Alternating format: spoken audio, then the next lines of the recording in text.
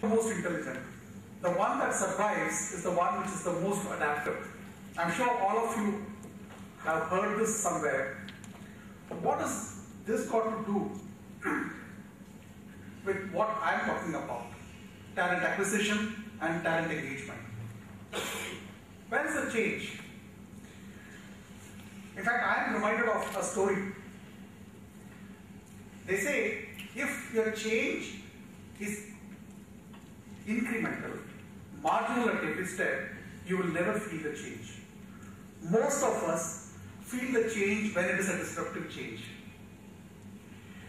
What is happening in India is a marginal creeping change that is taking place. Can you play?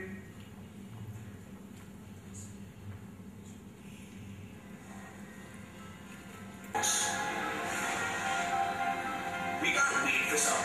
DJ tell us what songs to like. We can't wait for our time to come. The clock to tick, the sun to rise, the tide to turn. And they say we're impatient. Impatience It's the new life. Realize that nearly 40% of the workforce in India is below 30. And this is typically, in the jargon is called the Gen Y. I want you to contrast most of us here, part of those who are below 30, most of us here seem to be about 35. I have asked this question in some of my courses. What is the difference that you see between the way you dealt with life when you were a teenager or a youngster and what your teenage son, nephew, niece does? And let's just look at some very simple things that we do in life. How often do we eat out? What time do you return home? How often do you buy clothes? Who do you consult for your career? And what does mobility mean to you? How do you commute? What is your personal transportation way? The interesting answers that I get, for most of us, frequency of eating out was rare, maybe once in a month. But more often than not today, you will find it is once a week. And for many who are in the workforce and who are below 30, it's almost once a day. They have their dinner which is ordered from somewhere outside. So literally they are eating out. Time you return home, for most of the teenagers, when we were teenagers, sunset would have been the kind of time you would have been asked to be home. And today you will find it's 11, 12 p.m. How often do you buy clothes? For most of us it would have been festivals, birthdays, but today it's on an average once a month. And more often than not, whenever you have the latest film of Kareena Kapoor and Shah Rukh Khan coming in, you go and buy the same thing. And who do you consult for career decisions? I'm sure many of us here would have consulted our parents or an elder relative. And if you go today, you look at who do they consult, it would typically be just somebody who has been his or her senior 2-3 years ahead, or a career counselor who is a specialist in that. And finally, mobility for most of us meant bicycle and public transport. Today it is motorcycles in most cases. It's motorcycles, scooters and cars. Now, this has been a creeping change. When I put it over here, compare ourselves with the one who is a teenager or a youth today, we instantly see the difference. But this change has been creeping continuously. As a result, when we consider, when many of us here are at very, very senior positions, when we try to understand the people who are reporting to us or those who are part of our workforce, we look at what happened to us 10 years back and hope that that will still continue to hold good. In reality, it doesn't. There is a change in the context in which this workforce is coming to. There are two things that we notice as some major change in terms of the generation that is now the workforce, which possibly will become the core workforce of tomorrow and possibly the leaders of the day after. They want instant gratification. I showed that video about impatience. They are impatient. They want results now. They're not willing to wait. The other thing that you would notice, there is a tremendous increase in the independence in terms of making choices about their own lives. So any of our interventions that we speak about, any of the plan that we talk about acquisition or in terms of engagement, needs to address these two basic requirements that today's workforce asks for. Is it quick? Does it provide me choice of can I take the decision myself? Instead of speaking about it in terms of theory, I'm going to share with you two of my esteemed clients who have been using these approaches to recruit and engage their employees. Can you engage a Gen Y in a PSU? Can you do that from day one? That's the question company addressed. I'm sharing with you an approach which uses a number of tools that we have provided, which looks at profiling an individual to understand what are their behaviors, what are the strengths do they bring into play, what are their weaknesses. It also tries to profile the job and defines what behaviors get success in each position. It also looks at how quickly can a person learn new things. It sets benchmarks in terms of speed of learning for each of the positions. Taking this input,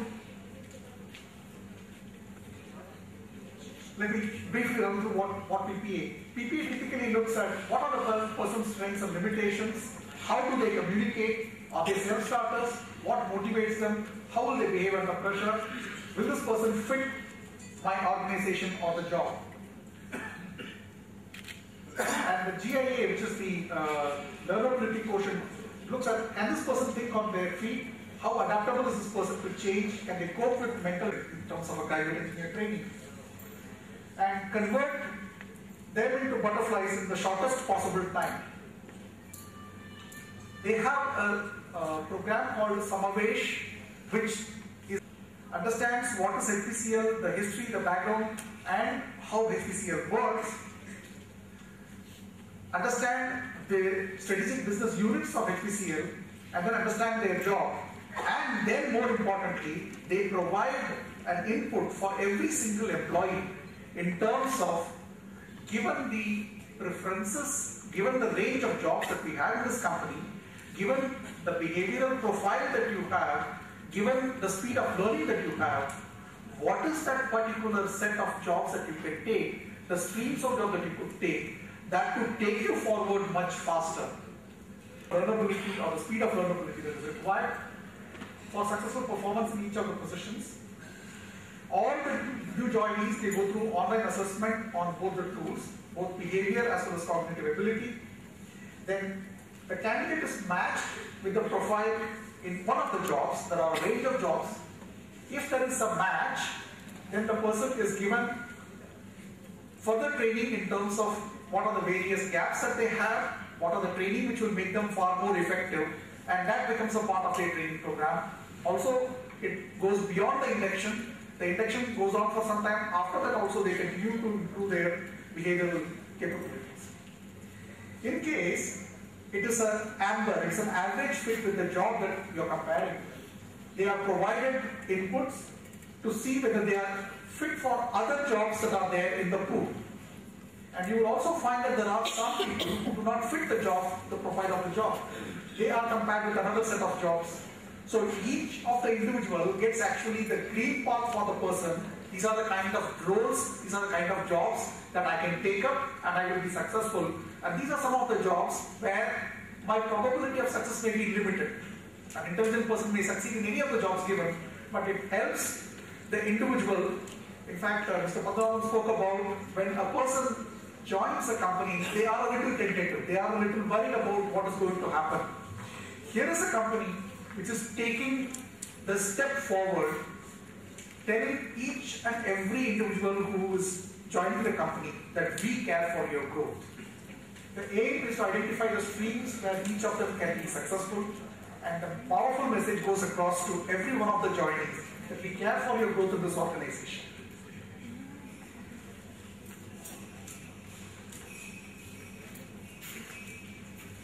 I'm moving to the second case study. Can you make employees dream about their career in your company? In the morning, my friend Kandula was talking about people want to become manager, manager to chief manager to general manager to director, director to managing director. Can we allow them to bring about their career path instead of somebody sitting and deciding that, okay, this person is ready to move ahead? I'm talking about a diversified business group which has got interests in energy, telecom, BPO, KPO, steel, shipping. And again, they have a very large pool of young workforce. In fact, they have as high as about 55% of their workforce below 30 years of age. Now that was giving tremendous amount of rising aspirations which needed an outlet, because if the outlet is not given, you will find that attrition starts.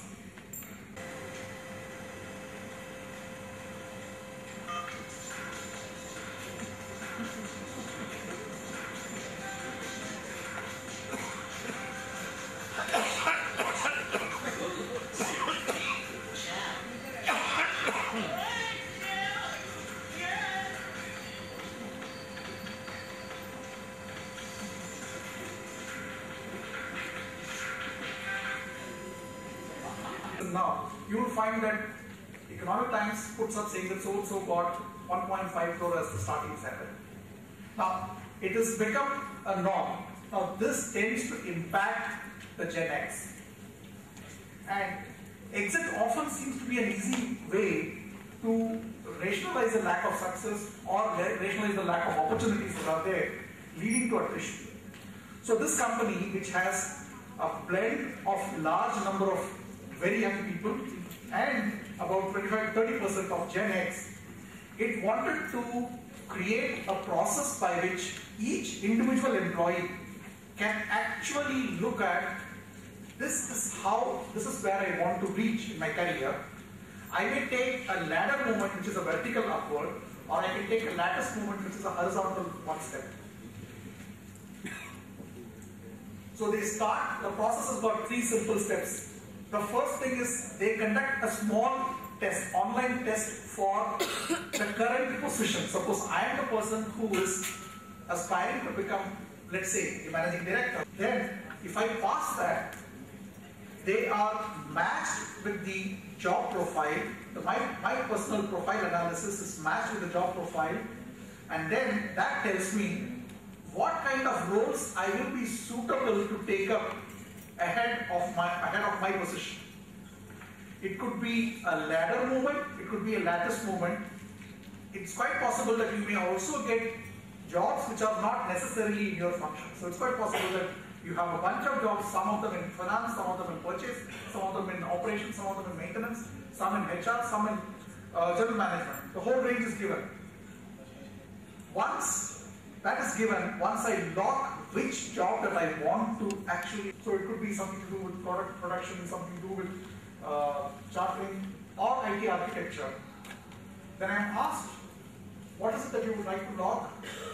And once you lock it, then it gives you the path. So you can go there and lock, and it tells you the way you can reach the chief of IT is to go through every step is a ladder and a lattice together. So you move horizontally one step, move vertically one step, horizontally one step, vertically one step, till you reach the final level.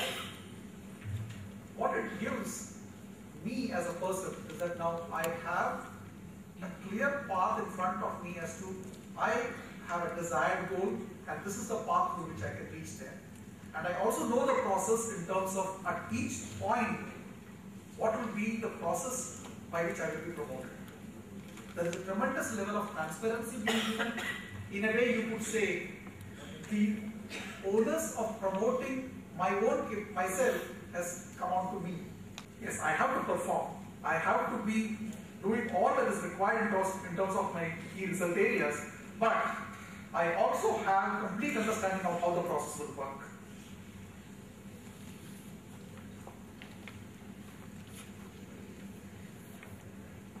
I would like to end by saying talent acquisition and engagement are no longer isolated events which happen once in a calendar year. It's a 24/7 for most of us who are handling. It's a continuous process. Let me very briefly touch upon What is Thomas?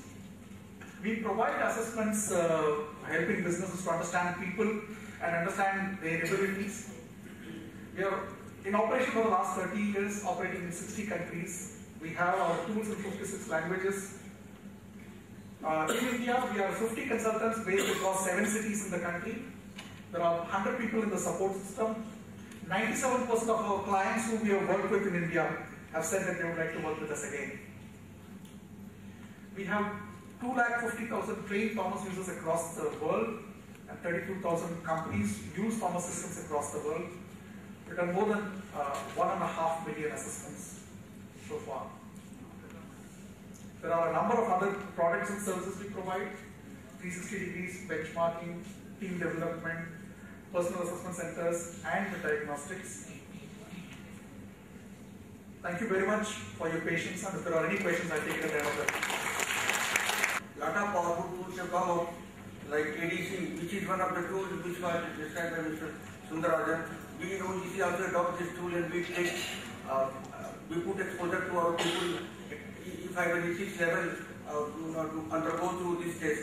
This test basically contains the competencies of the people with you, and you can give them training in special areas so that they can be further go for career growth and they can acquire the higher positions in the company. It's a very interesting case study he has shown, and really it was wonderful. Thank you very much, Mr. Sundarajan. Now our third speaker is Mr. D. Chandrasekhar Verma.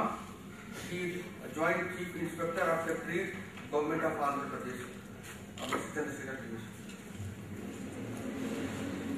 The chairman of the sessions to come, and other speakers on the dais, ladies and gentlemen, a very good afternoon to all of you.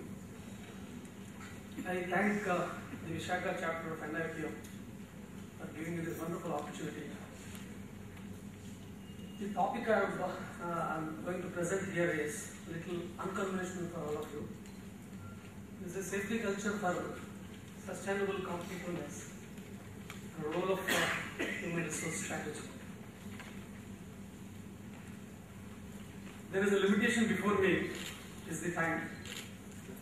And this is not a regular topic which I can simply convey the information, that I need to convince the people here. Within the limitation, I will try to do my best. I request the chairman to bear with me if I just delay it for a few minutes extra because of the complexity of the subject I am going to handle here. Enough time is here. Thank you. Friends, I am dealing the subject with the background of globalization, liberalization, and the entry of multinational companies and the variety of expectations these companies are having today. And the introduction of various performance measurement techniques that are available with us now. We are more critically measured in every area. This is the present scenario with which our country is passing through. Under this background, I am actually going to handle this particular topic. And the framework of my presentation is this. I will be touching upon what is sustainable competitiveness, the safety sustainability connection, and of course the safety culture, and then human resource strategy. I know it is a loaded subject, but I'll quickly pass through any discussions on this particular area. We'll leave it at the end, but I may rush through quickly to match with the time. Kindly bear with me. See, sustainable competitiveness, it's not a new word. I know competitiveness is known to everybody, but sustainable is also a known word. But to understand what is sustainable competitiveness, I would feel that we must understand what is sustainability. Inability of sustaining in simple terms, but this particular context appears to be different for different people. An economist would feel it as an economical sustainability, or an environmentalist would feel it as an environmental sustainability.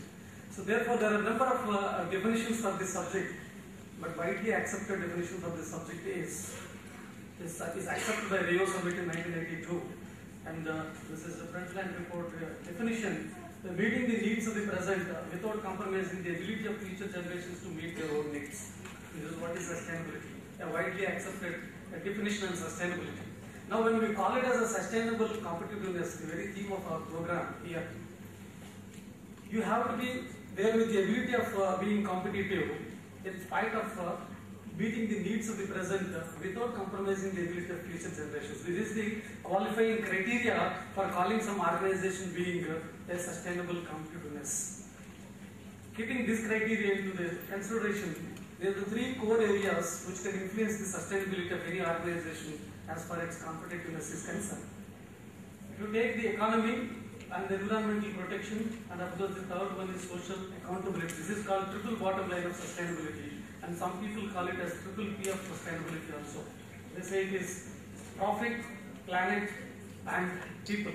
This is also called as triple P of sustainability. These are the three core areas which can influence the sustainability of any organization, which can influence the competitiveness of the organization in the long run. When you also look at the sustainability area, there is one classification that would be available here is basic sustainability and desired sustainability. I am not going into the details, but complying with the basic requirement of all the three core areas, which is the environment and then economy and then social accountability, also the basic sustainability. And it is independent of time, country or location. Wherever you are there, these three are mandatory or more or less they are the basic level to be complied with. And the desired sustainability keep changing with the location and with the time. This is the basic level. And of course, desired sustainability changes from organization to organization. For example, if you have a factory at Hyderabad which is totally urbanized and industrialized, maybe environmental sustainability will be predominant there rather than the economy and the social accountability. If you go for a windmill project in a tribal area, environmental sustainability is not a big issue there. Maybe the other two areas will be more predominant. So desired sustainability keeps changing with different situations. Keeping this background, I will be touching upon the initiatives that the organizations are taking up on the basic level, and then what is the connectivity with the safety and how we are actually connected to this subject. On the economy front, these are the main initiatives that are being taken up by the organizations. The resource optimization, waste minimization, energy conservation, productivity, efficiency, quality and profit. Then on the environmental front, you can observe that the other initiatives of economy also have got a bearing on the environment.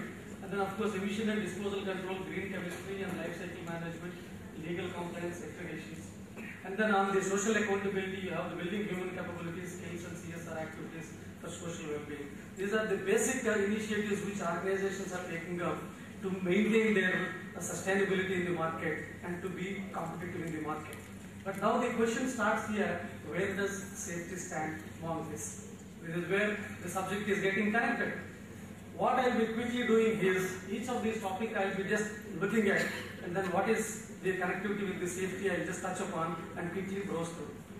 Now if you take resource optimization, we have an incident in one of the factory where the raw material conveyor got totally burnt, and their inventory is only sufficient for 14 days, and then the repair might take even more than that. Now with the shortage of raw material, the entire plant there is a danger of totally shutting down the plant for shortage of raw material. Now a small incident of a conveyor fire can lead to wastage or the non-utilization of material, man-hours, money, time, whatever it is.